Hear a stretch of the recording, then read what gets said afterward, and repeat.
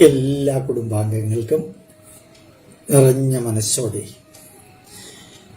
നിറഞ്ഞ ഹൃദയത്തോടെ, ധന്യമായ ചിന്താധാരകളോടെ സായം സന്ധ്യാവന്ദനം. എല്ലാ നന്മകളും നമ്മളുടെ പ്രവൃത്തികളിലും ചിന്തകളിലും നമ്മുടെ ലക്ഷ്യത്തിലും മാർഗത്തിലുമെല്ലാം ഉണ്ടാകട്ടെ എന്ന് നമുക്ക് പ്രാർത്ഥിച്ച് പ്രവർത്തിക്കാം. ധന്യമായ ഓരോ ദിവസവും കടന്നു പോകുമ്പോൾ നമ്മുടെ രാഷ്ട്രം കുറെ കൂടി സമാധാന, ശാന്തിയുടെ, വികസനത്തിന്റെ, ലോക നിലവാരത്തിലേക്കുള്ള ഉയർച്ചയുടെ പന്താവിലൂടെ പോകുന്നു. ഒരു കാലഘട്ടത്തില് ജപ്പാൻ അത്യാധുനികമായ ഒരു ലോകത്തെ മുമ്പിൽ കണ്ടുകൊണ്ട് അമേരിക്കയെ പോലെയും ഇംഗ്ലണ്ടിനെ പോലെയും ആകാൻ ആഗ്രഹിച്ചു. യൂറോപ്യൻ രാജ്യങ്ങളെ പോലെ എല്ലാം ആകാൻ ജപ്പാൻ ആഗ്രഹിച്ചു. അതൊരു 10-15-20 കൊല്ലം മുമ്പാണ്. നമുക്കിപ്പോ നല്ലോണം അറിയാം, മറ്റ് വളരെ വികസിത രാഷ്ട്രങ്ങളുടെ ലിസ്റ്റിലേക്ക് ജപ്പാൻ വരാൻ താല്പര്യം കാണിക്കാറില്ല. ഓസ്ട്രേലിയയുടെ, ന്യൂസിലൻഡിന്റെ കൂടെ പോലും ജപ്പാന് വലിയ താല്പര്യമൊന്നുമില്ല. അവരുടേതായ ചൈതന്യത്തിലൂടെ മുമ്പോട്ട് പോകാൻ അവരെല്ലാം ഒരു പുനർവിചിന്തനത്തിന് വിധേയമാക്കി അവരുടെ എല്ലാ പരിപാടികളും പുനരാലേഖനം ചെയ്തു. അവരെല്ലാം വളരെ ധന്യമായിട്ട് പഴമയെല്ലാം പൊടി തട്ടിയെടുത്ത് ശുദ്ധീകരിച്ച് പഴമയുടെ കൂട്ടത്തിൽ പുതുമ ചേർത്തു, പുതുമയുടെ കൂട്ടത്തിൽ പഴമ ചേർത്തു. അങ്ങനെയാണ് യഥാർത്ഥത്തിൽ ഇന്നത്തെ ജപ്പാൻ. പഴയ കാലഘട്ടത്തിൽ പഠിപ്പിച്ചിരുന്നതെല്ലാം ചെറിയ LKG, UKG, 1ാം ക്ലാസ്, 2ാം ക്ലാസ് ലെവലിൽ അവരെ പഠിപ്പിക്കുന്നുണ്ട്. ക്രാമിംഗ് എന്നാ പറയാ, ബൈഹാർട്ട് പഠിപ്പിക്കുക. പിന്നീട് അവരതിന്റെ അർത്ഥ സന്ദേശങ്ങൾ മനസ്സിലാക്കും. നമ്മൾ പണ്ട് വേദം പഠിപ്പിച്ചിരുന്ന മാതിരി വേദം ബൈഹാർട്ട് പഠിപ്പിക്കുക. കാലം കുറച്ച് കഴിയുമ്പോൾ അർത്ഥ സന്ദേശങ്ങള്, അതിലെ സാഹിത്യം, വാക്കുകള്, ഗ്രാമർ എല്ലാം പിന്നീട് അവർക്ക് പഠിക്കാൻ താല്പര്യമുള്ളവർക്ക് പഠിക്കാം. അതൊരു ജപ്പനീസ് സമ്പ്രദായമാണ്. പക്ഷേ ഞാൻ കേംബ്രിഡ്ജ് യൂണിവേഴ്സിറ്റിയിൽ പോയപ്പോൾ മനസ്സിലാക്കിയിടത്തോളം അവിടെയുള്ളതിൽ 50-60% പേരും ജപ്പാനിൽ നിന്ന് വന്നവരാണ്. ഒരു 10-15% സൗത്ത് കൊറിയയിൽ നിന്നും. ഇത്രയും അധികം ജപ്പാൻ വിദ്യാർത്ഥികളെ നമുക്ക് അവിടെ കാണാൻ സാധിക്കും. കാരണം സാമ്പത്തികമായിട്ടുണ്ട്, ലോകമറിയപ്പെടുന്ന പ്രസ്റ്റീജിയസ് യൂണിവേഴ്സിറ്റി. അവിടെ എല്ലാം ജപ്പാൻ വളരണം, ഉയരണം. അതേ സമയത്ത് ജപ്പാന്റെ പൈതൃകത്തിലെ ഒന്നും വിട്ടുകളയാതെ അതും ചേർക്കണം. നമ്മളുടെ ലക്ഷ്യവും മാർഗവും അതുതന്നെയാവണം.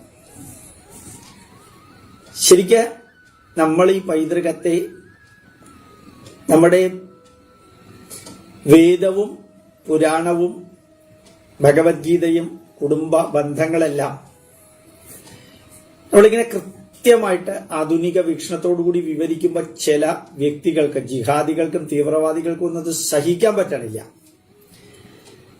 എന്താ വിമർശനങ്ങളും പച്ച തെറികളും ഒക്കെ പറയുന്നത്.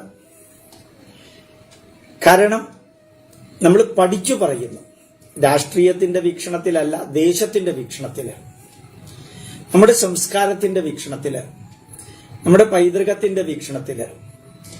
അത് ബുദ്ധിക്കും യുക്തിക്കും ശാസ്ത്രത്തിനും നിരക്കുന്നതാണ്. രാഷ്ട്രീയക്കാരനോ മറ്റുള്ളവരോ പറയുന്ന രീതിയിലല്ല നമ്മളുടെ ക്ലാസ്സുകളും ജനങ്ങളുടെ സ്വീകാര്യതയും. അതാണ് ഏറ്റവും ഇമ്പോർട്ടന്റ്. മാത്രമല്ല ഹിന്ദു സമൂഹം ഒന്നടങ്കം സ്വീകരിക്കുന്ന കാഴ്ച പരോക്ഷമായിട്ട് കാണാം, പ്രത്യക്ഷമായിട്ടല്ല. കാരണം ഹിന്ദു പേരുള്ളവരും സന്യാസിമാരും ഋഷിമാരും അനവധി ജാതി വിഭാഗത്തിൽപ്പെട്ടവരും ഒരാൾ പോലും ഇതൊന്നും വിമർശിക്കുന്നതായിട്ട് കേൾക്കുന്നില്ല, കാണുന്നില്ല, എഴുതിയത് വായിക്കാൻ സാധിക്കുന്നില്ല. ചെറുകോൽപ്പുഴയിൽ നിന്ന് ഇന്ന് വിളിച്ചിരുന്നു, അവിടെ ഒരു പ്രഭാഷണത്തിന് വേണമെന്ന് പറഞ്ഞ വൈകുന്നേരം. അങ്ങനെ സംസാരിച്ചുകൊണ്ടുമ്പോ അവർ പറയാ, സാറേ ഞങ്ങള് സാറിന്റെ ഈ കുടുംബജീവിതം വേദത്തിന്റെ എല്ലാം പരസ്പരം ഞങ്ങൾ ഷെയർ ചെയ്യുന്നുണ്ട്, അനവധി വ്യക്തികൾക്ക് ഞങ്ങൾ ഷെയർ ചെയ്യുന്നുണ്ട് സാറേ, അത് കാരണം അതിങ്ങനെ സ്പ്രെഡായിട്ട് പോകുന്നുണ്ട്. നമ്മുടെ കൂട്ടത്തിൽ ധാരാളം വ്യക്തികൾക്ക് അവരുടേതായിട്ടുള്ള യൂട്യൂബ് ചാനലുണ്ട്, അതിലും അവരിടുന്നുണ്ട് എന്നൊക്കെ പറഞ്ഞു. അപ്പൊ ശരിക്ക് ഹിന്ദുക്കളെ വിഘടിപ്പിച്ച് നിർത്തുക 3 വിഭാഗത്തിന്റെ ആവശ്യമായിരുന്നു. കമ്മ്യൂണിസ്റ്റുകാരായ ഹിന്ദുക്കളുടെ, മതക്കച്ചവട തൊഴിലാളികളായിട്ടുള്ള ക്രിസ്ത്യാനികളുടെ, ജിഹാദികളും തീവ്രവാദികളും എല്ലാവിധത്തിലുള്ള രാഷ്ട്രദ്രോഹവും ചെയ്യുന്ന ഒരു വിഭാഗം മുസ്ലിങ്ങളുടെ, അതുപോലെ ഹിന്ദുക്കളിൽ അപകർഷത ഉണ്ടാക്കുക, ഹിന്ദുക്കളെ സവർണനും അവർണനുമായിട്ട് സ്പ്ലിറ്റ് ചെയ്യിക്കുക, ഹിന്ദുക്കളെ സംഘീയും സംഘീയ അല്ലാത്തവനുമായിട്ട് സ്പ്ലിറ്റ് ചെയ്യിക്കുക, അങ്ങനെയെല്ലാം നിരന്തരം നടത്തുമ്പോൾ അതൊന്നും വർക്ക് ചെയ്യണില്ല. കാരണം നമ്മൾ പൈതൃകത്തിൽ അഭിമാനിക്കാൻ തുടങ്ങി. നമ്മളിപ്പോ ഭഗവത്ഗീത കൃത്യമായിട്ട് വിവരിക്കുന്ന ധാരാളം പേരുണ്ട്, ഭാഗവതം വിവരിക്കുന്നവരുണ്ട്, രാമായണം വിവരിക്കുന്നവരുണ്ട്. അവര് വിവരിക്കുന്നത് പഠിപ്പിക്കുന്നത് കേട്ടാൽ മനസ്സിലാക്കാം ഇന്നത്തെ കാലഘട്ടത്തിൽ യോജിച്ച വിധത്തിലാണ് അവരുടെ വിവരണങ്ങൾ. മാത്രമല്ല ബ്രഹ്മകുമാരീസിന് അവരവരുടേതായിട്ടുള്ള ഓൺലൈൻ ചാനലുണ്ട്, ചിന്മയ മിഷനുണ്ട്. ഇന്ന് ഞാൻ പറഞ്ഞതുപോലെ ഉദിത് ചൈതന്യ സ്വാമിജി അദ്ദേഹത്തിൻ്റെതായിട്ടുള്ള നല്ല ഒരു ചാനൽ തുടങ്ങി. അതായത് ഇത്രയും കാലം പല സ്ഥലത്തും പോയി പ്രഭാഷണം നടത്തി ജനങ്ങളെ ബോധവൽക്കരിക്കുന്നതിന് പകരം ഇപ്പൊ ആശ്രമത്തിൽ ഇരുന്നുകൊണ്ട് ബോധവൽക്കരിക്കാൻ സാധിക്കും ഇവർക്കെല്ലാവർക്കും. ഇപ്പൊ വലിയൊരു മാറ്റത്തിന് വിധേയമാവുന്നുണ്ട്. അത് പലർക്കും സഹിക്കാൻ പറ്റണില്ല. അവരെയൊക്കെ ബ്ലോക്ക് ചെയ്യാനാണ് യഥാർത്ഥത്തിൽ ഈ പച്ച തെറി തന്നെ പറയുന്നത്. അപ്പോ ഒരുപക്ഷെ ഹിന്ദു ഭയപ്പെട്ടിട്ട് നിൽക്കും എന്നൊരു ധാരണ.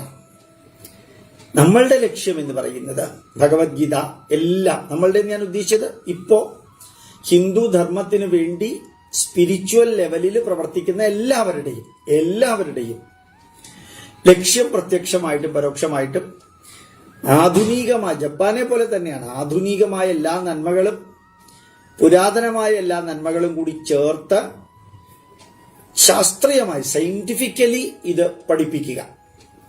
അപ്പം മറ്റു പല മതങ്ങളും അവർ പഠിച്ചതും അവർ വിവരിച്ചതും അവരുടെ കൂട്ടത്തിലുള്ളവരോട് പറഞ്ഞു കൊടുക്കുമ്പോഴുമുള്ള ആ അസ്വീകാര്യത, മതത്തിന്റെ പേടി കൊണ്ട്, മതമേധാവികളോടുള്ള ഭയം കൊണ്ട് മാത്രം അത് അനുകരിക്കേണ്ടിയും അനുശാസിക്കേണ്ടിയും വരിക. നമുക്ക് അങ്ങനെയല്ല. നമുക്ക് മതത്തിന്റെ ചാട്ടവാറൊന്നും നമ്മുടെ മുമ്പിലില്ല, മതത്തിന്റെ ഇലക്ട്രിക് ഷോക്കും ഇല്ല. അവനവന് യുക്തം മാതിരി അവനവന് വേണ്ട രീതിയിൽ മനസ്സിലാക്കാൻ സാധിക്കും. ആ ഒരു ധന്യത വെച്ചുകൊണ്ടാണ് ഭഗവത്ഗീത മാത്രമല്ല നമ്മളുടെ പൈതൃകം എല്ലാം നമ്മൾ പഠിക്കുന്നതും പഠിപ്പിക്കേണ്ടതും. അതുകൊണ്ടിപ്പോ നമ്മൾ ചോറ്റാനിക്കരയിൽ പോയാലും ഗുരുവായൂരിൽ പോയാലും ഏത് പൂർണ്ണത്രൈശ ക്ഷേത്രത്തിലൊക്കെ പോയാൽ എത്രയാ യുവാക്കളും യുവതികളും തൊഴാൻ വരുന്നത്, കാത്തു നിൽക്കുന്നത് സന്തോഷത്തോടുകൂടി. അതൊരു വഴിപാട് എന്നുള്ള രീതിയിലല്ല, ഒരു ബർഡൺ ആയിട്ടല്ല. ഈ ഒരു മാറ്റം അപ്രതീക്ഷിതമാണ്. സോഷ്യൽ മീഡിയ അങ്ങോട്ട് ഫ്ലറിഷ് ചെയ്യുന്നു. കൊറോണ കാലത്ത് കമ്പ്യൂട്ടറൈസേഷനും അതുപോലെ തന്നെ ഇത് പഠിപ്പിക്കുന്നവർക്കുള്ള പല സംവിധാനങ്ങളും, അതുപോലെ ദേശാന്തരങ്ങളിൽ ഇവിടെ ഇരുന്നുകൊണ്ട് ക്ലാസ് എടുക്കാൻ സാധിക്കുന്നു. അതൊന്നും ചിന്തിക്കാൻ പോലും സാധിക്കില്ല. നമ്മൾ ദുബായിൽ പോയിട്ട് അമേരിക്കയിൽ പോയിട്ട് ക്ലാസ് എടുത്തോണ്ടിരുന്ന കാലമൊന്നും ആവശ്യമില്ല. ഇവിടെ ഇരുന്നുകൊണ്ട് അമേരിക്കയിലേക്ക് ക്ലാസ് എടുക്കാം. ഈ മാറ്റമാണ് യഥാർത്ഥത്തില് ഹൈന്ദവ ജനത എല്ലാ പ്രകാരത്തിലും ഉയരാനും ഉണരാനും വളരാനും സംഘടനാപരമായിട്ട് അതിശക്തമാകാനും കാരണം. അത് മറ്റു 3 വിഭാഗങ്ങൾ. എനിക്ക് തോന്നുന്നു കമ്മ്യൂണിസ്റ്റുകാരായ ഹിന്ദുക്കൾക്ക് ഇപ്പൊ വലിയ പ്രശ്നമൊന്നുമില്ല. അങ്ങനെ ആരെയും കാണാറില്ല. റെയറസ്റ്റ് ആയിട്ട് വല്ലതും കണ്ടത്. കമ്മ്യൂണിസ്റ്റുകാരായ ഹിന്ദുക്കൾക്ക് ഇപ്പോ അങ്ങനെ പറയേണ്ട കാര്യമില്ല. അവർ പ്രസംഗിക്കുമ്പോഴോ വല്ലതും പറയുന്നല്ലാതെ സോഷ്യൽ മീഡിയയിൽ അവരെന്തെങ്കിലും പറയുന്നതായിട്ട് ജനറലി കണ്ടിട്ടില്ല, കേട്ടിട്ടില്ല. കൃത്യമായിട്ട് നമുക്ക് പേര് നോക്കി പറയാൻ സാധിക്കും. ചെറിയൊരു വിഭാഗം ക്രിസ്ത്യാനികൾ, വളരെ ചെറിയൊരു വിഭാഗം ക്രിസ്ത്യാനികളും, ബാക്കി വിമർശിക്കുകയും എതിർക്കുകയും തെറി പറയുന്നതൊക്കെ മറ്റു വിഭാഗക്കാരാണ്, ജന്മസിദ്ധന്മാരി. ഇത് ഈ ഭഗവത്ഗീതയുടെ ക്ലാസ്സിന് മുമ്പ് ഞാൻ ഇന്ന് പറയാൻ കാരണം, നമ്മൾ ശരിക്കും പറഞ്ഞു കഴിഞ്ഞാല് മാങ്ങയുള്ള മാവിനെ കല്ലേറ് കിട്ടുള്ളൂ. ധാരാളം പ്രവൃത്തി നിരന്തരം ചെയ്തുകൊണ്ട് സമൂഹത്തിൽ സ്വാധീനമുണ്ടെന്ന് അറിയുന്ന വ്യക്തിക്ക് നേരെ മാത്രമാണ് ഈ എതിർപ്പ് വരിക, അല്ലെങ്കിൽ എതിർപ്പ് വരില്ല. നമ്മൾ പറയാറുണ്ട്, ധാരാളം പണിയെടുക്കുന്നവരുടെ പേരിൽ കുറെ തെറ്റുകൾ ഉണ്ടാവും. ഒരു പണിയെടുത്തില്ലെങ്കിൽ ഒരു തെറ്റുണ്ടാവില്ല. സമൂഹം സ്വീകരിക്കുന്നു, അംഗീകരിക്കുന്നു എന്ന് പറയുമ്പോൾ ഭയപ്പാടോടുകൂടി എതിർത്ത് എങ്ങനെയെങ്കിലും അവനെ തകർക്കണം. അതിന് കാരണം അവന് സ്വാധീനം ഉണ്ടാവും. ഈ സ്വാധീനം ഉണ്ടാവാൻ കാരണം ഫോളോവേഴ്സ് എന്ന് പറഞ്ഞാൽ ഹിന്ദുധർമ്മം പഠിക്കാൻ അനസ്യൂതം ഒരു പ്രവാഹമാണ് ഇപ്പോ കേരളത്തിൽ നടക്കുന്നത്. ഇത്രയും കാലം നമുക്കിത് അറിഞ്ഞുകൂടായിരുന്നു. നമ്മുടെ പൈതൃകത്തെക്കുറിച്ചും സംസ്കാരത്തെക്കുറിച്ചും നമ്മുടെ ധർമ്മത്തെക്കുറിച്ചും ഹിന്ദുധർമ്മത്തെക്കുറിച്ചും നമുക്ക് അറിഞ്ഞുകൂടായിരുന്നു. എന്നുള്ളതും നമുക്ക് അറിഞ്ഞുകൂടാ. ഇപ്പൊ നമുക്കറിയാം, അറിഞ്ഞുകൂടായിരുന്നു എന്നുള്ളത് നല്ലോണം അറിയാം, അറിയേണ്ടതാണെന്നും അറിയാം. അത് നമുക്ക് ഈ സയന്റിഫിക് ആയിട്ട് വളരെ വളരെ നല്ല രീതിയിൽ നമുക്ക് വിവരിച്ചു കൊടുക്കാൻ ധാരാളം വ്യക്തികൾക്ക്, നമ്മുടെ അധ്യാത്മാനന്ദ സ്വാമിയും ഉദിചൈതന്യ സ്വാമിജിയും അങ്ങനെ കുറേ പേരുണ്ട്. എണ്ണിയാൽ തീരാത്തത്രയും വ്യക്തികള് അവരവരുടെ മാർഗത്തിലൂടെ ധാരാളം കാര്യങ്ങൾ വിവരിച്ചു കൊടുക്കുന്നു. അപ്പൊ നമ്മൾ ഇന്നും മനസ്സിലാക്കാനുള്ളത് നമ്മളും പഠിക്കുന്നവരും പഠിപ്പിക്കുന്നവരും ആവുക. അങ്ങനെ നല്ല രീതിയിൽ ഈ രണ്ട് ദൗത്യം ചെയ്താൽ അടിമുടി മാറ്റം ഉണ്ടാവും. ഭഗവത്ഗീത അതിന് വലിയൊരു പ്രചോദനമാണ്. അങ്ങനെ പറയാനുള്ള കാരണം, ഭഗവത്ഗീത പഠിച്ചാൽ ഹിന്ദു ധർമ്മമായി. പലരുടെയും ധാരണയുണ്ടായിരുന്നു, വേദം പഠിച്ചാൽ, വേദം സംസ്കൃതത്തിലാ സാറേ, അത് പഠിച്ചില്ലെങ്കിൽ എങ്ങനെയാ ഹിന്ദു? വേദം പഠിക്കുന്നത് ഇപ്പൊ നിങ്ങൾ എല്ലാവരും കേട്ടുകയാണ്. അതൊന്നും ഹിന്ദുധർമ്മത്തിന് അത് ഒഴിച്ചുകൂടാൻ വയ്യാത്തതല്ല. ഹിന്ദുധർമ്മം ഭഗവാൻ ഭഗവത്ഗീതയിൽ പറഞ്ഞിരിക്കുന്ന 574 ശ്ലോകങ്ങള്, 700 ശ്ലോകങ്ങളിൽ 574 ശ്ലോകങ്ങള്, അത് നിങ്ങൾ പഠിപ്പിച്ചാൽ, നമ്മുടെ മക്കളെ പഠിപ്പിച്ചാൽ, ജപ്പാനിൽ ചെയ്ത മാതിരി പൈതൃകത്തിന്റെ സമസ്ത ചൈതന്യവും ഇന്ന് കേരളത്തിന് പുറത്തുള്ള എല്ലാ സംസ്ഥാനങ്ങളും എടുക്കുന്നു. നിങ്ങൾക്ക് നോക്കിയാൽ അറിയാം, അസാധാരണ മാറ്റമാണ് ഭാരതത്തിലെമ്പാടും നടത്തുന്നത്. നമുക്കൊക്കെ ചിന്തിക്കാൻ സാധിക്കുമായിരുന്നു. വാരണാസിയിലെ പൂജ കഴിക്കുമ്പോഴത്തേക്ക് നെറ്റിയിൽ എത്രയാ ചന്ദനം തൊട്ടിരിക്കുന്ന ഒരു പ്രധാനമന്ത്രി, ഈ ഭാരതത്തിൽ 75 വർഷമായിട്ട് ഇത്രയും ചന്ദനവും കുങ്കുമവും രുദ്രാക്ഷവും കാവ്യവും എടുത്തുകൊണ്ട് ഒരു പ്രധാനമന്ത്രി നടന്നു പോകുന്നത് ഇമാജിൻ ചെയ്യാൻ സാധിക്കുമായിരുന്നോ? ആ ഒരൊറ്റ സംഭവമാണ്, അല്ലെങ്കിൽ അപ്രകാരമുള്ള ഒറ്റപ്പെട്ട അനവധി സംഭവങ്ങളാണ് ലോകത്തിന്റെ മുമ്പിൽ നമ്മുടെ ധർമ്മത്തെ നമുക്ക് ധന്യമായിട്ട് പ്രൊജക്റ്റ് ചെയ്യാൻ സാധിക്കുന്നത് എന്നുള്ളത് കൂടി അറിഞ്ഞ് ഇനിയുള്ള ഈ 3, 4, 5 ശ്ലോകം ഒരു പക്ഷേ ഒരു അസാധാരണ ബോംബിംഗ് മാതിരിയുള്ള ശ്ലോകങ്ങളാണ്. അതിനെ എങ്ങനെ വിവരിച്ചാലും എനിക്ക് ഉറപ്പുണ്ട് നിങ്ങൾക്ക് മനസ്സിലാവും. എല്ലാവർക്കും മനസ്സിലാവുമെന്ന് എനിക്ക് അറിഞ്ഞൂടാ. ആ ഭഗവത്ഗീതയിലൂടെ കിടക്കാം. എങ്ങനെയാണ് ഭഗവാൻ കൃഷ്ണൻ ഇത്രയും സയന്റിഫിക് ആയിട്ടുള്ള ഒരു പോയിന്റ് പറയുന്നത് എന്നുള്ളത്. ശ്ലോകം 3, 14-ാം അധ്യായം. മമ യോനിർ മഹത് ബ്രഹ്മ തസ്മിൻ ഗർഭം ദധാമ്യഹം സംഭവ സർവഭൂതാനാം തതോ ഭവതി ഭാരത. ഈ പ്രപഞ്ചം എന്ന് പറയുന്ന അതിനകത്ത് അത് മഹത്തായ ഗർഭപാത്രമാണ്. ഞാൻ അർത്ഥം വീണ്ടും വിവരിക്കാം. മഹത്തായ ഗർഭപാത്രമാണ്. അതിനകത്ത് ബാക്ടീരിയയും നീലത്തിമിംഗലവും ഷാർക്കും പുലിയും സിംഹവും മാത്രമല്ല ഉണ്ടാവുന്നത്, പുതിയ ഗാലക്സികൾ ഉണ്ടാവുന്നുണ്ട്. 4 സെക്കൻഡിൽ ഒരു നക്ഷത്രം ഉദയം ചെയ്യുന്നുണ്ട്. 4.5 സെക്കൻഡിൽ ഒരു നക്ഷത്രം മരിക്കുന്നുണ്ട്. ബില്യൺസ് ആൻഡ് ബില്യൺസ് ഓഫ് ഗാലക്സികൾ ഫ്യൂസ് ചെയ്യുന്നുണ്ട്. ചിലത് സ്പ്ലിറ്റ് ചെയ്യുന്നുണ്ട്. അതിൽ പുതിയ സോളാർ സിസ്റ്റങ്ങൾ ഉണ്ടാവുന്നുണ്ട്. അത് ഭൂമിയുമായിട്ട് ബന്ധമില്ല. അതാണ് മഹത് ബ്രഹ്മം, മഹത്തായ പ്രപഞ്ചത്തിന്റെ ഗർഭപാത്രം. അത് അതിലെ ജീവനുള്ളതും ജീവനില്ലാത്തതുമായ സർവ്വതിനും സൃഷ്ടിക്കപ്പെടുന്നതിന് ആധാരം അത് ഈ പ്രപഞ്ച രൂപമായ ഞാനാണ്. നിങ്ങൾക്ക് സിംബോളിക്കലി കൃഷ്ണനെ ആ രീതിയിൽ കാണാൻ സാധിക്കുമെങ്കിൽ കാണുക. അതല്ല, ശ്രീകൃഷ്ണനെ അങ്ങനെ ഒന്ന് കാണാൻ എനിക്ക് പറ്റണില്ല, സാരമില്ല, നമ്മൾ ഈ പ്രപഞ്ചത്തെ കണ്ടാൽ മതി. വിശ്വം വിഷ്ണുവശക്കാരോ ഭൂതഭവ്യ ഭഗവത് പ്രഭു. നമ്മൾ തന്നെ പറയുന്നുണ്ട് ഈ പ്രപഞ്ചം എങ്ങനെയാ? ശാന്താകാരം ഭുജഗശയനം പത്മനാഭം, അല്ലെങ്കിൽ ശാന്താകാരം ഭുജംഗശയനം പത്മനാഭം സുരേശം വിശ്വാധാരം, വിശ്വത്തിന് ആധാരം, അല്ലെങ്കിൽ വിശ്വാകാരം, രണ്ട് ശരിയാണ്. ഗഗന സദൃശം, അർത്ഥം മനസ്സിലായി, മേഘവർണം ശുഭാംഗം, ലക്ഷ്മീകാന്തം, ഈ പ്രപഞ്ചത്തിന്റെ നിലനിൽപ്പിന്റെ ഐശ്വര്യത്തിന് ആധാരമായതിനെ ഭരിക്കുന്ന ലക്ഷ്മീകാന്തം, കമലനയനം. അടുത്ത വാക്കാണ് ഏറ്റവും ഇമ്പോർട്ടന്റ്. യോഗി ഹൃദയാനുഗമ്യം, യോഗിയുടെ ലെവലിൽ എത്തിയവന്റെ മനസ്സിലെ ഹൃദയത്തില് അകക്കണ്ണുകൊണ്ട് കാണാൻ മാത്രം സാധിക്കുന്ന ആ ശാന്താകാരമായ വിശ്വാകാരമായ വിശ്വാധാരമായ ആ പ്രപഞ്ചത്തിലെ ഓരോന്നും സൃഷ്ടിക്കപ്പെടുന്നു, നിലനിൽക്കുന്നു, മരിക്കുന്നു. അപ്പൊ സൃഷ്ടി എന്നുള്ളതിനെ കുറിച്ച് മാത്രമാണ് കൃഷ്ണൻ പറയുന്നത്. ആ പ്രപഞ്ച രൂപത്തെ ഞാൻ പറഞ്ഞ രീതിയിൽ 11-ാം അധ്യായത്തിൽ വിശ്വരൂപത്തിലൂടെ കാണാൻ സാധിക്കുമെങ്കിൽ നിങ്ങൾ കാണുക, കാണാൻ സാധിക്കുന്നില്ലെങ്കിൽ വിട്ടുകളഞ്ഞേക്കാം. അങ്ങനെ തന്നെ ദഹിക്കാത്തത് മനസ്സിനകത്ത് വെച്ചുകൊണ്ടിരിക്കണ്ട. ഈ പ്രപഞ്ചത്തിനകത്ത് ഈ സൃഷ്ടി നടക്കുന്നു എന്ന് കണ്ണടച്ചൊന്ന് ചിന്തിച്ചാൽ അതൊരു അസാധാരണമാണ്. അതും സംഭവ സം ഗ്ലോറിയസ്, ഭവ ഭവിക്കുന്നു, ജനിക്കുന്നു. സംഭവ എന്ന് വെച്ചാൽ ഗ്ലോറിയസ്ലി ജനിക്കുന്നു. സർവഭൂതാനാം, പഞ്ചഭൂതങ്ങളാൽ നിർമ്മിതമായ സർവ്വതും, ജീവനുള്ളതും ഈവൻ ജീവനില്ലാത്തതും. തതോ ഭവതി ഭാരത, അങ്ങനെ അതുണ്ടാകുന്നു. ഭവതി ഭവിക്കുന്നു. സംഭവ ഉൽപ്പത്തി, സർവഭൂതാനാം, സർവഭൂതങ്ങളുടെ സർവചരാചരങ്ങളുടെയും എന്നത് അവിടെ നിർത്തിയിട്ട് അടുത്തതിലേക്കും പിന്നത്തതിലേക്കും പോയിട്ട് നമുക്ക് തിരിച്ചിങ്ങോട്ട് തന്നെ വരാം. അടുത്ത വരി വളരെ ഇമ്പോർട്ടന്റ്. സർവയോനിഷു കൗന്ദേയ, മഹത്തായ ഗർഭപാത്രം എന്ന് പറയുന്നത് ഈ പ്രപഞ്ചമാണ്. ഇനി ചെറിയ ചെറിയ ഗർഭപാത്രങ്ങളുണ്ട്.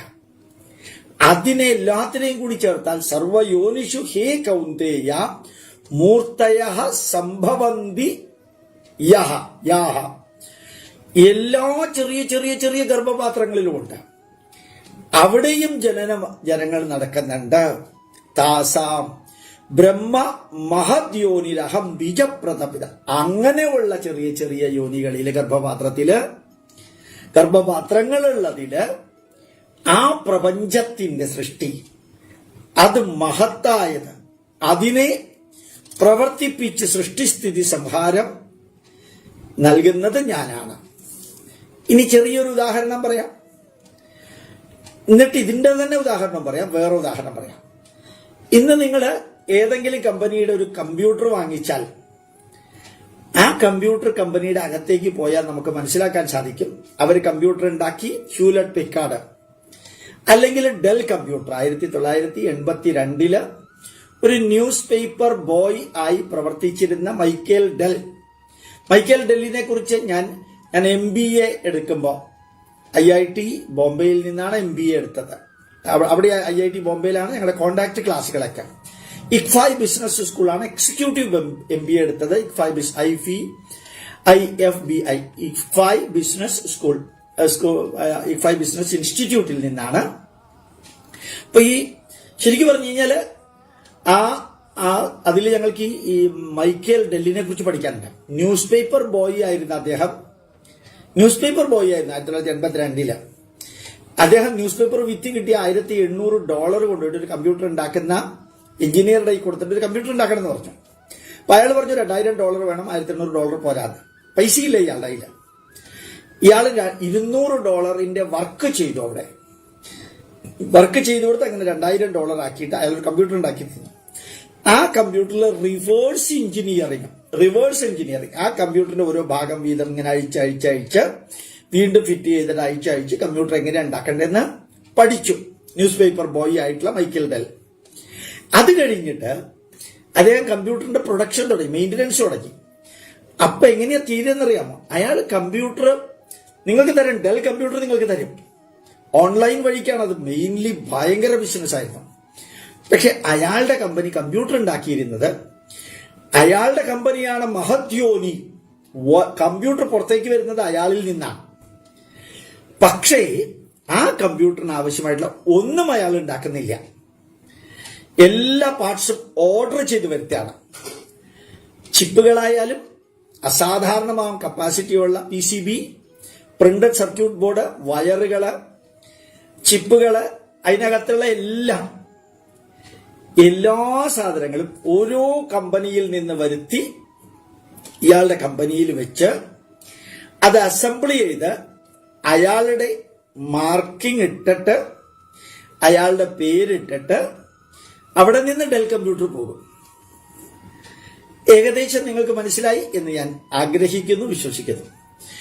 അപ്പം മഹത്തായ കമ്പ്യൂട്ടർ, മഹദ്യോനി എന്ന് കൃഷ്ണൻ പറഞ്ഞ ആ കമ്പ്യൂട്ടർ ലോകത്തിന്റെ കയ്യിൽ കിട്ടുന്നത് ഡെൽ കമ്പ്യൂട്ടറിൽ നിന്നാണ്. പക്ഷെ ആ ചിപ്പ് പ്രസവിച്ചുണ്ടായത് ഡെൽ കമ്പ്യൂട്ടറിലല്ല, വേറൊരു കമ്പനിയിലാണ് ചിപ്പ് പ്രസവിച്ചത്. PCB പ്രസവിച്ചത് വേറൊരു കമ്പനിയിൽ നിന്നാണ്. അതിനകത്തുള്ള സർക്യൂട്ട്, ചെറിയ ചെറിയ സർക്യൂട്ടുകളെല്ലാം വേറൊരു കമ്പനിയിൽ നിന്നാണ്. അതിനകത്ത് വെച്ചിരിക്കുന്ന ട്രാൻസിസ്റ്ററുകൾ, ഇന്നത്തെ കാലത്ത് ട്രാൻസിസ്റ്ററുകളൊന്നുമില്ല. അന്നത്തെ കാലത്തുള്ള ട്രാൻസിസ്റ്ററുകളും ബാക്കി പലതും വെച്ചിരിക്കുന്നത് വേറെ കമ്പനിയിൽ നിന്നാണ്. അതിന്റെ പ്ലാസ്റ്റിക് കവറുകൾ വേറെ കമ്പനിയിൽ നിന്നാണ്. അതിനകത്തുള്ള എല്ലാ ക്ലോസിംഗ് സിസ്റ്റങ്ങളും വേറെ കമ്പനിയിൽ നിന്നാണ്. മനസ്സിലാക്കിയെടുത്തുള്ള 50 കമ്പനികൾ പ്രസവിച്ച സാധനങ്ങളാണ്. ഞാൻ പറയുന്ന വാക്കുകൾ മനസ്സിലാവുന്നില്ലെങ്കിൽ എഴുതണേ, ഞാൻ ഇവിടെ ശ്രദ്ധിച്ചോളാം. 50 കമ്പനികളിലെ ഗർഭപാത്രങ്ങളിൽ പ്രസവിച്ച സാധനമാണ് ഡെൽ കമ്പ്യൂട്ടർ. മൈക്കൽ ഡെല്ലിന്റെ കമ്പ്യൂട്ടർ കമ്പനിയിൽ വന്നിട്ട് ഒരുമിച്ച് ചേർന്ന് മഹത്തായ കമ്പ്യൂട്ടറായിട്ട് പ്രസവിച്ചത്. എന്ത് സിമ്പിളല്ലേ, എന്ത് സിമ്പിളല്ലേ. ഇത് തന്നെയല്ലേ എല്ലാം. ദ്വാരക ഹോട്ടലിൽ വർക്ക് ചെയ്യുമ്പോൾ അതിനകത്ത് പലതരത്തിലുള്ള വെജിറ്റബിൾ വരും. അതൊക്കെ ഓരോ കൃഷിയിടത്തിൽ പ്രസവിച്ചതാണ്. അതിൽ മല്ലിയും പെടും, മുളകും പെടും, മഞ്ഞപ്പൊടിയും പെടും, വെളിച്ചെണ്ണയും പെടും, എല്ലാം പെടും. അതൊക്കെ പല തെങ്ങിൽ നിന്ന്, പല വയലിൽ നിന്ന്, പല ജില്ലയിൽ നിന്ന്, പല സംസ്ഥാനത്തിൽ നിന്ന് പ്രസവിച്ചത് ഇവിടെ വന്നിട്ട് അതിൽ ചേരേണ്ടത് ചേർത്ത ദോശ എന്നുള്ളതായിട്ട് പുറത്തേക്ക് വരും. മീൽസ് ആയിട്ട് പുറത്തേക്ക് വരും. ഫ്രൂട്ട് സലാഡായിട്ട് പുറത്തേക്ക് വരും ഈ ഹോട്ടലിൽ വെച്ച്. പക്ഷെ ഹോട്ടലിലേക്ക് വേറെ വയലുകളും ബാക്കിയുള്ളത് പ്രസവിച്ചതാണ് വരുന്നത്. അപ്പൊ യഥാർത്ഥത്തിൽ ഈ 2 ശ്ലോകവും എത്ര സൂപ്പർ സയന്റിഫിക് എക്സ്പ്ലനേഷൻ ആണെന്ന് നോക്കാം. ഇങ്ങനെയൊക്കെ നിങ്ങൾ കേൾക്കാനും ഈശ്വരന്റെ അനുഗ്രഹം കൊണ്ട് ഞാൻ വിവരിക്കാനും വരുമ്പോ എന്നെ 1000 തേറി ജിഹാദികളും തീവ്രവാദികളും പറഞ്ഞാൽ അതിൽ തെറ്റുണ്ടോ? കാരണം ഭഗവത്ഗീതയെ വെറും സവർണന്റെയും അതുപോലെ ഉള്ളതിന്റെയും ഒക്കെയാണെന്ന് പറഞ്ഞ വേറൊരു സക്കറിയുണ്ട്. സാഹിത്യകാരനായിട്ടുള്ള സക്കറിയായും വേറെ ചിലരും ഒക്കെ ഉണ്ട്. അവരൊക്കെ ഭഗവത്ഗീതയെ സവർണന്റെ അടുക്കളയിൽ വേവിച്ച അവർണന്റെ ഭക്ഷണ പദാർത്ഥം അധകൃതന് വിളമ്പിക്കൊടുക്കുന്നു എന്നൊക്കെയാണ് പണ്ട് പ്രയോഗിച്ചിരുന്നത്. അത്രയും ഭഗവത്ഗീതയെ അവഹേളിച്ചിരുന്നു. ഇപ്പൊ ഭഗവത്ഗീതയെ ആരും അവഹേളിക്കുന്നില്ല. ഹിന്ദു പേരുള്ള ആരും അവഹേളിക്കുന്നില്ല, ക്രിസ്ത്യാനികളും അവഹേളിക്കുന്നില്ല, ആരും അവഹേളിക്കുന്നില്ല, മുസ്ലിങ്ങളും അവഹേളിക്കുന്നില്ല. പക്ഷേ ദിവസങ്ങൾ കഴിയുന്നതിനനുസരിച്ച് ഇതുമാതിരിയുള്ള പലരും സയന്റിഫിക് ആയിട്ടുള്ള ഒബ്സർവേഷനുകളും ശബരിമലയൊക്കെ തകർക്കാനായിട്ട് നമ്മളുടെ അയ്യപ്പ ജ്യോതി അല്ലെങ്കിൽ പൊന്നമ്പലമേട്ടിലെ ജ്യോതി പറഞ്ഞുകൊണ്ട് വന്നു. പലതും ഹിന്ദു ധർമ്മത്തെ തകർത്ത് തരിപ്പണമാക്കാൻ വന്നത് ഒന്നും വർക്ക് ചെയ്യണില്ല. എല്ലാം അസാധാരണമായ ശക്തിയോടുകൂടി ഹിന്ദു ഉയർത്തെഴുന്നേറ്റ് അഭിമാനത്തോടുകൂടി തല ഉയർത്തി നിന്ന് പറയുമ്പോഴത്തേക്കും അതിന് കാരണക്കാരായവരെ പച്ച തെറി പറഞ്ഞിരിക്കുന്നത് ഇന്ന് നിങ്ങൾക്ക് കാണാൻ സാധിക്കും. ഒത്തിരി തെറിയാ എന്നെ പറഞ്ഞിരിക്കുന്നത്. കാരണം എങ്ങനെയെങ്കിലും ഒന്ന് ബ്ലോക്ക് ആക്കണം, ഇവര് തല താഴ്ത്തണം. പണ്ട് ഹിന്ദുക്കളെ വളരെ മോശമായിട്ട് പറഞ്ഞാൽ ഉടനെ എന്തിനാ വെറുതെ ഇതിനൊക്കെ പോകുന്നത്, വെറുതെ മിണ്ടാതിരുന്നാ പോരെ എന്ന് ഭാര്യയും മക്കളും അച്ഛനും അമ്മയും വീട്ടുകാരും സുഹൃത്തുക്കളും വിളിച്ച് ചോദിക്കും. ഇപ്പൊ അങ്ങനെ ചോദിക്കുന്നില്ല. ആർക്കും നന്മ ചെയ്യുന്ന ഹിന്ദുക്കൾക്ക് നേരെ വരുന്ന ഏത് കൂരമ്പുകളും ഒപ്പം നിന്ന് സപ്പോർട്ട് ചെയ്യാൻ ആൾക്കാരുണ്ട്. ഞാൻ ഇതിനിടയ്ക്ക് വീണ്ടും പറയാൻ കാരണം, നമ്മളുടെ ചില വരികളിലുള്ളത് ഉള്ളിലേക്ക് ഇറങ്ങിച്ചെന്ന് നോക്കിയാൽ നമുക്ക് മറ്റ് മതഗ്രന്ഥങ്ങൾ ഒരു പുസ്തകത്തിൽ പറഞ്ഞിരിക്കുന്ന യുക്തിക്ക് നിരക്കുന്ന മൊത്തം എടുത്താൽ ഇതിനകത്ത് ഒരു ശ്ലോകത്തിൽ അതുണ്ട്. ഒന്ന് ആലോചിച്ച് നോക്കാം. ഇനി നമുക്ക് രണ്ടാം ശ്ലോകം ഒന്നുകൂടി നോക്കാം.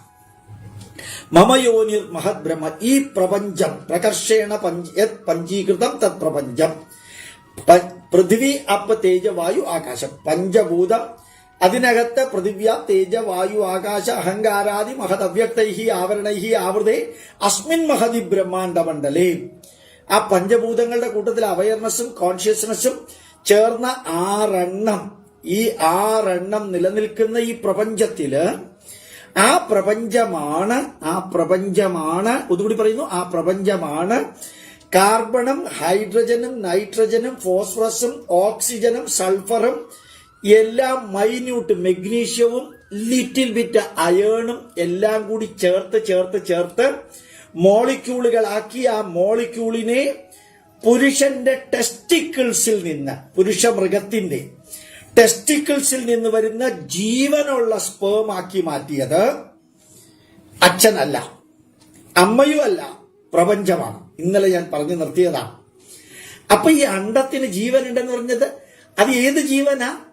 അങ്ങനെ ഒരെണ്ണത്തിനെ സൃഷ്ടിച്ചത് എങ്ങനെയാണ്? അതും ഞാൻ നേരത്തെ പറഞ്ഞ പോലെ എങ്ങനെയാണോ ടെസ്റ്റിക്കിൾസ് ബീജത്തെ സ്പേമിനെ സൃഷ്ടിച്ചത്, അതേപോലെ കാർബണും ഹൈഡ്രജനും നൈട്രജനും ഫോസ്ഫറസും അയേണും പ്ലസ് എക്സെട്ര ചേർത്ത് ഈ സ്ത്രീ മൃഗത്തില് 12 ലക്ഷം തരത്തിലുള്ളതില് അണ്ടം എഗ്ഗ് ഉണ്ടാക്കി 4 ലക്ഷം തരത്തിലുള്ള സസ്യങ്ങളിലും അത് ഉണ്ടാക്കി 80,000 തരത്തിലുള്ള വൃക്ഷങ്ങളിലും.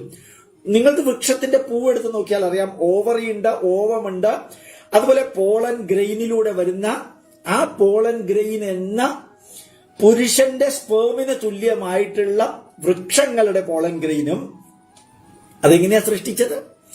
നിങ്ങൾ ആ ചെടിയിൽ നോക്കിയാൽ അറിയാം, ആ പോളൻ ഗ്രെയിൻ ചെന്ന് വീണാൽ അതിന്റെ ഒരു ട്യൂബ് ചുവട്ടിൽ ചെന്ന് നേരെ ഓവറി വരെ എത്തും. ആ പോളൻ ഗ്രെയിനിൽ നിന്ന് വരുന്ന ട്യൂബാണ്. പോളൻ ഗ്രെയിൻ തന്നെ മണൽത്തരിയേക്കാളും ചെറുതാണ്. അതിൽ നിന്ന് വന്ന് ഉള്ളിലേക്ക് വന്ന് ഓവറിയിൽ വന്ന് സകല ഓവറിയും ഫെർട്ടിലൈസ് ചെയ്യുന്നു. അതുകൊണ്ട് ആ തക്കാളിക്കകത്ത് ഇത്രയും സീഡ്, അതുകൊണ്ട് ആ ചക്കക്കകത്ത് എത്രയാ ചക്കക്കുരു? മാങ്ങയിൽ ഒരെണ്ണേ ഉള്ളൂ, ഒരു മാങ്ങാണ്ടിയേ ഉള്ളൂ. പക്ഷേ ആത്തച്ചക്കയിൽ നോക്കിയാൽ എത്രയാ സീഡ്? പേരക്കയിൽ എത്രയാ സീഡ്? ചെറുനാരങ്ങയിൽ 6, 7, 8 സീഡ് ഇല്ലേ? എങ്ങനെയാ അതുണ്ടായത്? ആ പെൺപൂവിൽ വീഴുന്ന പോളൻ അതേതോ ചിത്രശലഭം കൊണ്ടിടുന്നത് ട്യൂബായിട്ട് അകത്തേക്ക് ചെന്ന് ആ കുരുവായി മാറുന്നു. ആ പോളനെ ഉണ്ടാക്കിയതാണ് മഹത് യോനി. അത് രണ്ടാമത്തെ നോക്കൂ, സർവയോനിഷു കൗന്ദേയ. ഈ 12 ലക്ഷം തരത്തിലുള്ള ജീവികളിലും സസ്യങ്ങളിലും വൃക്ഷങ്ങളിലും എല്ലാം ഉൽപാദനം നടക്കുന്നുണ്ട്. എല്ലാത്തിലും അടുത്ത ജനറേഷന് ഉള്ള ഉൽപാദനം നടക്കുന്നുണ്ട്. അത് ജീവിയായിട്ടുള്ള ഉൽപാദനമായിരിക്കും പ്രസവിച്ച് പുറത്തേക്ക് വരുന്നത്.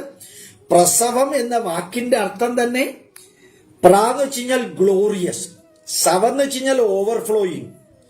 പ്രസവം എന്ന് പറഞ്ഞാൽ വളർന്ന് വികസിക്കുക എന്നുള്ള അർത്ഥമാണ് സംസ്കൃതത്തില്. പ്രസവിക്കുക എന്ന് പറഞ്ഞു കഴിഞ്ഞാൽ തലമുറകൾ ഉണ്ടാവുക, പുതിയ തലമുറകൾ ഉണ്ടാവുക. അപ്പൊ എത്രയാ ചക്കക്കുരു ഉണ്ടായത്? ചക്കക്കുരു ഉണ്ടാകാൻ ആവശ്യമായിട്ടുള്ള പോളൻ ഗ്രെയിനും ഓവറിയും ഉണ്ടാക്കിയ ഒരു മഹത് ബ്രഹ്മയോനി വേറെയാണ്. അതിനെ ചേർത്ത് അമ്മ പ്ലാവിൽ നിന്നാണ് ഈ ചക്ക ഉണ്ടായത്. ആ ചക്കയിലുള്ള കുരുവാണ് അടുത്ത വൃക്ഷമായി വരുന്നത്. ആ ചക്കക്കുരു ഉണ്ടായത് പ്ലാവിലാണ്. പ്ലാവിൽ ഉണ്ടാവേണ്ട പോളൻ ഗ്രെയിനും പ്ലാവിൽ ഉണ്ടാവേണ്ട ഓവം എഗ്ഗും അതുണ്ടാക്കിയത് വേറൊരാളാണ് ഉണ്ടാക്കിയത്. എത്ര ഭംഗിയായിട്ട് നമുക്ക് സയന്റിഫിക് ആയിട്ട് പറയാൻ സാധിക്കും. നേരെ മൈക്കേൽ ഡെല്ലിനെ കുറിച്ച് പറഞ്ഞ മാതിരി തന്നെ മൈക്കേൽ ഡെല്ലിന്റെ മഹത് യോനി എന്ന് പറയുന്ന മഹത്തായ ഗർഭപാത്രത്തിൽ നിന്ന് ഡെൽ കമ്പ്യൂട്ടർ പുറത്തേക്ക് വന്നു. പക്ഷെ ഡെൽ കമ്പ്യൂട്ടറിന് ആവശ്യമായിട്ടുള്ള സകല മൈന്യൂട്ട് പോളൻ ഗ്രെയിനുകളും ഓവറുകളും സ്പേമും എഗ്ഗും അതുണ്ടാക്കിയത് വേറെ കമ്പനികളാണ്. ആ കമ്പനികളിൽ നിന്നുള്ള സാധനം മഹത് യോനികൾ ഇങ്ങനെ കുറേ അധികം ചേർന്ന് ഡെൽ കമ്പ്യൂട്ടറിൽ വന്നതുപോലെ നമ്മുടെ ധർമ്മത്തിന് ഇത്രയും ഗംഭീരമായിട്ട് സയൻസ് ഒന്നും ഇവിടെ എത്തില്ല. ഡോക്ടർ ബി രാമമൂർത്തി അപ്പോളോ ഹോസ്പിറ്റലിലെ ന്യൂറോളജിസ്റ്റ് 2011 2009 2006 2009 ഹിന്ദു ന്യൂസ് പേപ്പറിന്റെ ഉള്ളിലത്തെ പേജ് എഴുതിയിരുന്നു. അന്ന് അദ്ദേഹം എഴുതിയിരുന്നു, it will take minimum 25 years more for the modern science to prove what ancient Indians said was perfectly correct. What ancient Indians said was perfectly correct എന്ന് prove ചെയ്യാൻ ഇനി ഒരു 25 വർഷം കൂടി മോഡേൺ സയൻസ് വളരേണ്ടിയിരിക്കുന്നു എന്നാണ് ന്യൂറോളജിസ്റ്റ് അപ്പോളോ ഹോസ്പിറ്റലിലെ ചെന്നൈയിലെ doctor B Ramamurthy പറഞ്ഞത്. അപ്പോൾ ഓർമ്മിക്കുക, ഈ ഒരു ഇത് പ്രപഞ്ചത്തിനെ നിങ്ങൾക്ക് ഇമാജിൻ ചെയ്യാൻ സാധിക്കുമെങ്കിൽ ഈ പ്രപഞ്ചം മുഴുവനും ഒരു മഹാശക്തിയുടെ കൺട്രോളിലാണ് എന്ന് വിചാരിച്ചാൽ ആ മഹാശക്തിയാണ് ഇതിനകത്തുള്ള ഓരോന്നും സൃഷ്ടിക്കുന്നത്. ഞാൻ ഓരോന്നെന്ന് പറയുമ്പോൾ ഓരോ പ്ലാനറ്റും ഓരോ സാറ്റലൈറ്റ് എന്ന് ഉദ്ദേശിച്ചത് ചന്ദ്രനെ പോലെ നമ്മുടെ നാസ അയക്കുന്ന ഇന്ത്യക്കാർ അയക്കുന്ന സാറ്റലൈറ്റ് അല്ല. ഇപ്പൊ ഓരോ ഗ്രഹങ്ങളും ഉപഗ്രഹങ്ങളും സോളാർ സിസ്റ്റങ്ങൾ ചേർന്നിരിക്കുന്ന ഗാലക്സികൾ ചേർന്നിരിക്കുന്ന ഈ കോസ്മിക് സിസ്റ്റവും ഒരുമിച്ച് ഇങ്ങനെ സൃഷ്ടിസ്ഥിതി സംഹാര പ്രക്രിയയ്ക്ക് വിധേയമായി കൊണ്ടിരിക്കുന്നു. എത്രയോ ബില്യൺ വർഷം കഴിയുമ്പോൾ നമ്മുടെ സൂര്യൻ ബ്ലാക്ക് ഹോളായി മാറും. സൂര്യൻ മരിക്കും. ഇപ്പൊ സൂര്യൻ നിലനിൽക്കുന്നു. എത്രയോ ട്രില്യൺ വർഷങ്ങൾക്ക് മുമ്പ് സൂര്യൻ ജനിച്ചു. അങ്ങനെ നമ്മുടെ സോളാർ സിസ്റ്റങ്ങൾ നിങ്ങൾക്ക് ജസ്റ്റ് ഈ ക്ലാസ് കഴിഞ്ഞതിന് ശേഷം യൂട്യൂബിൽ ചെല്ലുന്നത് ഫ്യൂഷൻ ഓഫ് ഗാലക്സികളുടെ ഒത്തുചേരൽ, ഫ്യൂഷൻ ഓഫ് ഗാലക്സി എന്ന് പറഞ്ഞ് കൊടുത്തു നോക്കാം. എത്രയാ നിങ്ങൾക്ക് കാണാൻ സാധിക്കുക അറിയാമോ? എത്രയോ ഗാലക്സികൾ ഒരുമിച്ച് ചേരുന്നത് കാണാം. എത്രയോ ബില്യൺ പ്രകാശവർഷം മുമ്പ് നടന്നതാണ് ഇപ്പൊ നമ്മൾ കാണുന്നത്. ഇന്ന് നമ്മൾ കാണുന്നത് എത്രയോ ബില്യൺ പ്രകാശവർഷം മുമ്പ് നടന്നതാണ്. ഒരു പ്രകാശവർഷം എന്ന് പറഞ്ഞാൽ എത്രയാണ്? 3 ലക്ഷം കിലോമീറ്റർ ആണ് പ്രകാശം ഒരു സെക്കൻഡിൽ സഞ്ചരിക്കുന്നത്.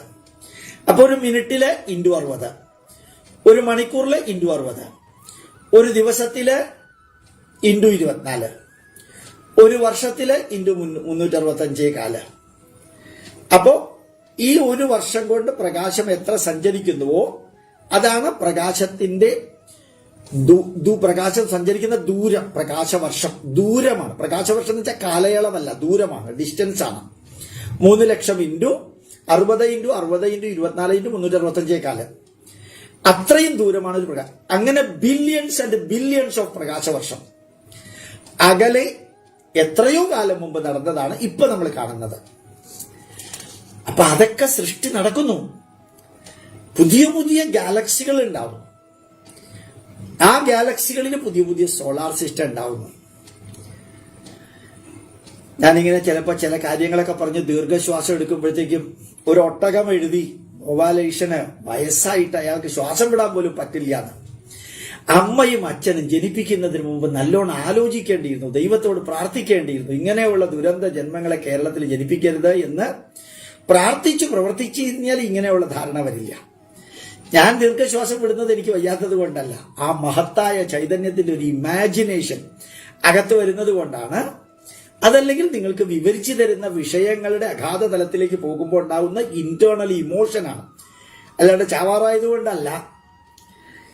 എന്തായാലും അതിനും കൂടി ഉത്തരം ഇതിന്റെ ഇടയ്ക്ക് കൂടെ കൊടുക്കുമ്പോഴത്തേക്കാണ് ഒരു രസമുള്ളത്. ഏതായാൽ ഒന്നുകൂടി വായിക്കാം. മമ യോനിർ മഹത് ബ്രഹ്മ, അതിമഹത്തായ ആ ബ്രഹ്മചൈതന്യം. എന്താ ബ്രഹ്മം? Intrinsic, inherent, self guiding, self motivating, self energising, awareness and consciousness present in all living and non-living being. The Hindus call it as Brahman. ഹിന്ദുക്കൾ പറയുന്ന ബ്രഹ്മം, നമ്മൾ പറയുന്ന ബ്രാഹ്മണൻ അല്ലെങ്കിൽ ബ്രഹ്മാവ് അല്ലെങ്കിൽ ബ്രഹ്മജ്ഞാനിയല്ല, അതിനേക്കാളൊക്കെ എത്രയോ കേറിയതാണ്. വിവരിക്കാൻ പോലും വാക്കുകളും ഉദാഹരണങ്ങളും ഇല്ലാത്ത ഒന്നാണ് ബ്രഹ്മം. അങ്ങനെയുള്ള ആ പ്രപഞ്ചം നിറച്ചു നിൽക്കുന്ന അവയർനെസ്സും കോൺഷ്യസ്നെസ്സും പ്ലസ് പഞ്ചഭൂതങ്ങളും ചേർന്നിരിക്കുന്നതാണ് ഈ പ്രപഞ്ചത്തിന്റെ സൃഷ്ടിക്ക് ആധാരമായിട്ടുള്ള മഹത് യോനി. അതിന്റെ സൃഷ്ടിക്ക് ആവശ്യമായിട്ടുള്ള പ്രൊഡക്ഷൻ, ഗാലക്സികളുടെ പ്രൊഡക്ഷൻ, സൂര്യന്റെ പ്രൊഡക്ഷൻ, സോളാർ സിസ്റ്റത്തിന്റെ പ്രൊഡക്ഷൻ, മറ്റു പലതിന്റെയും പ്രൊഡക്ഷൻ ഗർഭം അഹം ദദാമി, പ്രപഞ്ചം നൽകുന്നു എന്ന് കൃഷ്ണൻ പറയുന്നു. ഇവിടെ അഹം എന്ന് കൃഷ്ണൻ ഉദ്ദേശിച്ചത് ഈ പ്രപഞ്ച ചൈതന്യം തന്നെ. സംഭവ gloriously everything is being produced. സംഭവ gloriously everything is being produced. സർവഭൂതാനാം സംഭവ, എല്ലാ ചരാചരങ്ങളുടെയും ഗ്ലോറിയസ് പ്രൊഡക്ഷൻ നടക്കുന്നത് അതിനാധാരം ഞാൻ എന്ന മഹാപ്രപഞ്ച ചൈതന്യമാണ്. അർജുന തതോ ഭവതി ഭാരത, അപ്രകാരം ഭവിക്കുന്നു എന്ന് നീ അറിയുക. അപ്പൊ സ്വാഭാവികമായിട്ട് നിനക്കൊരു സംശയം ഉണ്ടാവും. എങ്ങനെയാണ് ജാതിക്കാമരത്തിൽ ജാതിക്ക ഉണ്ടാവുന്നത്? അത് നീയാണോ കൃഷ്ണ? എങ്ങനെയാണ് അടയ്ക്ക, കൗങ്ങില്, അടയ്ക്കാമരെന്ന് ഞങ്ങളൊക്കെ പറയും, കൗങ്ങ്, ആ കൗങ്ങിൽ അടയ്ക്കുണ്ടാവുന്നത് എങ്ങനെയാണ്?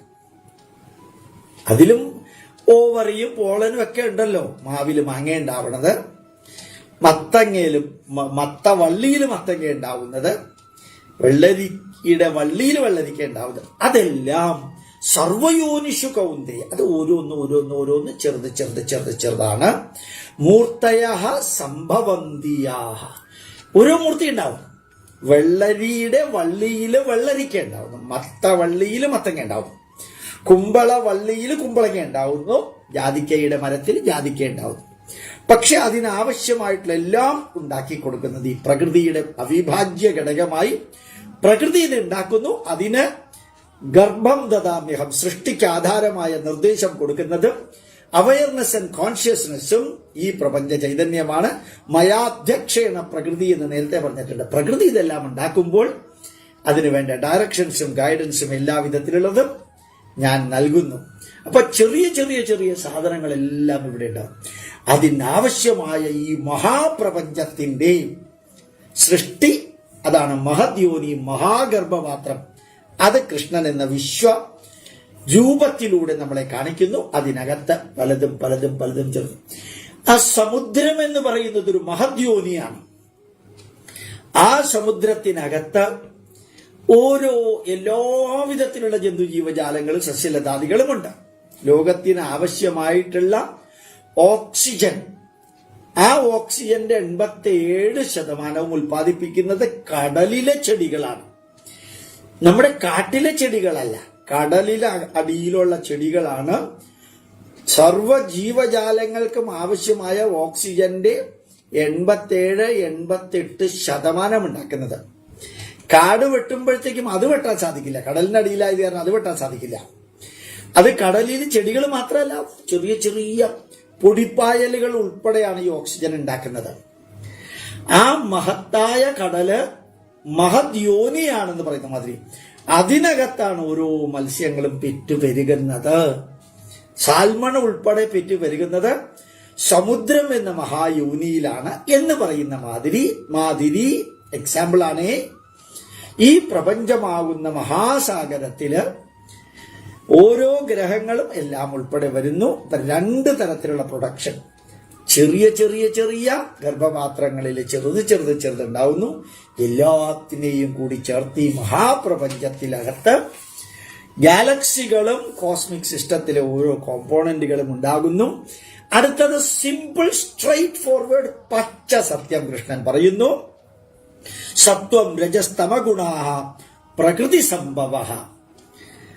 എന്നോട് നിങ്ങളോട് ചോദിച്ചു വിചാരിക്കാം, ഇത്രയും മനുഷ്യരുണ്ടായിട്ട് ഓരോ ടൈപ്പാണല്ലോ സാറേ എന്നൊരാൾ ചോദിച്ചാൽ, ഓരോ മനുഷ്യനും ഓരോ ടൈപ്പ്. മന്ത്രിമാരൊക്കെ ഓരോ ടൈപ്പ്, മന്ത്രിമാരുടെ ഭാര്യമാരൊക്കെ വേറെ ടൈപ്പ്, മന്ത്രിമാരുടെ മക്കളൊക്കെ വേറെ ടൈപ്പ്, പ്രതിപക്ഷ നേതാക്കളും ഭരണപക്ഷ നേതാക്കളൊക്കെ വേറെ ടൈപ്പ്, ഓരോ പ്രതിപക്ഷ നേതാവും ഓരോ ഭരണപക്ഷ നേതാവും വേറെ ടൈപ്പ്. ഇതെങ്ങനെയാ സാറേ സംഭവിക്കുന്നത് എന്ന് സ്വാഭാവിക ചോദ്യമുണ്ട്. ഓരോ ഗർഭപാത്രത്തിലും ഓരോ തരത്തിലുള്ളത് പ്രൊഡ്യൂസ് ചെയ്യുന്നു. മഹത്തായ ഗർഭപാത്രത്തിൽ ഈ പ്രപഞ്ചം ചൈതന്യം സൃഷ്ടി നടത്തുന്നു എങ്കിൽ സൃഷ്ടി നടത്തുന്ന എല്ലാം ഒരേപോലെയല്ലേ ഉണ്ടാവേണ്ടത് എന്ന് ചോദിക്കുകയാണെങ്കിൽ അല്ല. സൃഷ്ടി നടത്താൻ ആധാരമായിട്ട് ഉത്തരവാദിത്വം ഏൽപ്പിച്ചിരിക്കുന്നത് ഈ പ്രപഞ്ച ചൈതന്യം സൃഷ്ടിക്ക് ആവശ്യമായ ഹോൾസെയിൽ കോൺട്രാക്ട് ഏൽപ്പിച്ചിരിക്കുന്നത് പ്രകൃതിയെയാണ്. അത് ഇവിടത്തെ പ്രകൃതി, ഭൂമിയിലെ പ്രകൃതിയാണ്. ഭൂമിയിലെ ഇനി ചന്ദ്രനിലും മരങ്ങളും ബാക്കിയുള്ളതൊക്കെ ഉണ്ടെങ്കിൽ ചന്ദ്രനിലെ പ്രകൃതി. നമ്മുടെ അമേരിക്ക അയച്ചിരിക്കുന്ന ഏതോ ഒരു റോക്കറ്റോ സാറ്റലൈറ്റോ സൂര്യനെ സ്പർശിച്ചു എന്ന് പറഞ്ഞിട്ട് ഇന്നലത്തെ വാർത്ത എനിക്ക് അറിഞ്ഞുകൂടാ. സൂര്യനെ സ്പർശിക്കാൻ സാധിക്കുമോ? 6 മില്യൺ ഡിഗ്രി സെന്റിഗ്രേഡ് വിസ്റ്റാൻഡ് ചെയ്യുന്ന എന്തെങ്കിലും ലോകത്തിൽ മനുഷ്യന് ഉണ്ടാക്കാൻ സാധിച്ചിട്ടുണ്ടോ? എങ്ങനെയാ സൂര്യനെ സ്പർശിക്കുക? സൂര്യന്റെ കാന്തിക വലയത്തിൽ പോലും നിൽക്കാൻ പറ്റില്ല. 52, 53, 55 ഡിഗ്രി സെന്റിഗ്രേഡ് ആണ് കുവൈറ്റിലും ബഹ്റൈനിലും സൗദി അറേബ്യയിലും മിഡിൽ ഈസ്റ്റ് രാജ്യങ്ങളുടെയും മരുഭൂമിയില് നല്ല വേനൽക്കാലത്ത് 55 ഡിഗ്രി. ആ 55 ഡിഗ്രി പോലും താങ്ങാൻ പറ്റാത്ത മനുഷ്യനിർമ്മിതമായിട്ടുള്ള മനുഷ്യൻ ഉൾപ്പെടെയുള്ള പലതിനും ഇങ്ങനെ സൂര്യന്റെ 6 മില്യൺ ഡിഗ്രി സെന്റിഗ്രേഡ് പുറത്തും 1 മില്യൺ ഡിഗ്രി സെന്റിഗ്രേഡ് അകത്തുമുള്ള ആ ടെമ്പറേച്ചർ എങ്ങനെയാ മനുഷ്യൻ താങ്ങുന്ന സാധനം ഉണ്ടാക്കിയിരിക്കുന്നത് എനിക്ക് അറിഞ്ഞൂടാ. അപ്പോ സൂര്യന്റെ പ്രകൃതി വേറെ, ചന്ദ്രന്റെ വേറെ, ചൊവ്വയുടെ വേറെ, അത് വേറെ വേറെ പ്രകൃതിയാണ്. നേരിട്ട് കണക്ഷൻ ഇല്ല. ഇത് ഭൂപ്രകൃതി, ഭൂമിയുടെ പ്രകൃതി, ഭൂപ്രകൃതി. ആ ഭൂമിയുടെ പ്രകൃതിയാണ് ഞാൻ ഒരു 2 ആഴ്ച മുമ്പ് പറഞ്ഞല്ലോ. കാച്ചിലിനെ കാച്ചിലാക്കുന്നതും ചേന, ചേമ്പ്, കൂർക്ക, ഉരുളക്കിഴങ്ങ്, മരച്ചീനി, പിന്നെ നിങ്ങൾ എന്ത് വേണമെങ്കിലും എടുത്തു, ക്യാരറ്റ്, ബീറ്റ്റൂട്ട് എല്ലാം മണ്ണിന്റെ അടിയിൽ ഉണ്ടാവുന്നതാണ്. അതിന് സൂര്യപ്രകാശം ഒരേ സ്ഥലത്തു നിന്നാണ്, വെള്ളം ഒരേ സ്ഥലത്തു നിന്നാണ്, വളം ഒരേ സ്ഥലത്തു നിന്നാണ്, 3ഉം ഒരേ സ്ഥലത്ത് നിന്ന് ലഭിച്ചപ്പോൾ പക്ഷേ അത് ക്യാരറ്റായി ഒരെണ്ണം, മറ്റൊന്ന് ബീറ്റ്റൂട്ടായി, മറ്റൊന്ന് ചേനയായി, ഞാൻ അണ്ടർഗ്രൗണ്ട് സ്റ്റെമ്മിനെ കുറിച്ച്, ഒരെണ്ണം ഇഞ്ചിയായി, ചിലത് കൂർക്കയായി. അതെന്തുകൊണ്ട് അങ്ങനെയായി? അത് പ്രകൃതിയാണ്. അത് ഈ മഹത് യോനിക്ക് റോളൊന്നും അവിടെ ഇല്ല. കൃഷ്ണ സത്വം, അതിനകത്തുള്ള സത്വഗുണം, രജോ ഗുണം, തമോ ഗുണം, അതിന്റെ ഷേപ്പ്, അതിന്റെ സൈസ്, അതിന്റെ ടേസ്റ്റ്, അതിന്റെ ലുക്ക്, അതിന്റെ കളറ്, ഗുണാഹ, ആ ഗുണങ്ങളെല്ലാം അർജുന പ്രകൃതി സംഭവ എന്ന് കേൾക്കുമ്പോഴത്തേക്ക് കൺഫ്യൂഷൻ വല്ലതും ഉണ്ടോ? ഇംഗ്ലീഷിൽ പറഞ്ഞാൽ ഒരു കൺഫ്യൂഷനും ഉണ്ടാവില്ല.